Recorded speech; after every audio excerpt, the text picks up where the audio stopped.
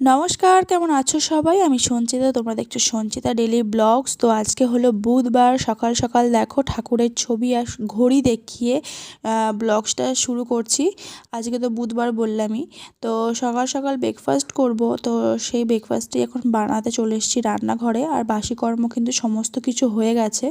এই দেখো জানলায় সমস্ত বাসন কোসনগুলো ধুয়ে একটুখানি রোদে দিয়ে দিই, কারণ আমাদের এখানে যে জলটা আমরা ব্যবহার করি সেই জলটায় না প্রচুর আয়রন আছে। যেহেতু স্টিলের বাসনপত্র, বুঝতেই পারছো, ধুয়ে যদি জলশুদ্ধ ঝাঁকার মধ্যে রেখে দিই তো ঝাঁকাটাও জং ধরে যাবে, আর থালাগুলোও মোচের মতো পড়ে যায় আর কি।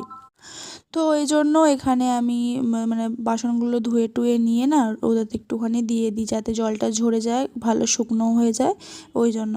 তো এখানে দেখো আটা মেখে নিয়েছি। আটা মেখে কিন্তু বড় বড় রুটি করে নিচ্ছি আমি। আজকে হবে রুটি, বেগুন ভাজা, আর সাথে হচ্ছে কালকে মানে মঙ্গলবারে হচ্ছে একটুখানি সয়াবিন আলুর তরকারি ছিল। সেই আলুর তরকারিটাই মানে সয়াবিন দিয়ে আলু দিয়ে তরকারিটাই আজকে সকালবেলা গরম করে নেব। সেটা ফ্রিজের মধ্যে ছিল, আমি বের করে রেখেছি অনেকক্ষণ।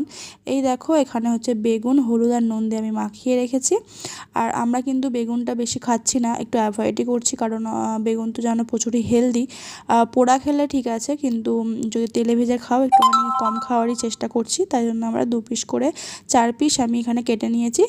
আর ওখানে দেখতেই পেলে তরকারিটা বের করে রেখেছিলাম, ওইটা আমি বেগুন ভাজার পরে ওই কড়ার মধ্যে দিয়ে ভালো করে গরম করে নেব। তো দেখো এখানে কিন্তু করে নিয়ে আমি চলে এসেছি, আর বড়মশাইকেও খেতে দিয়ে দিয়েছি, নিজেও খেয়ে নিচ্ছি। তো চলো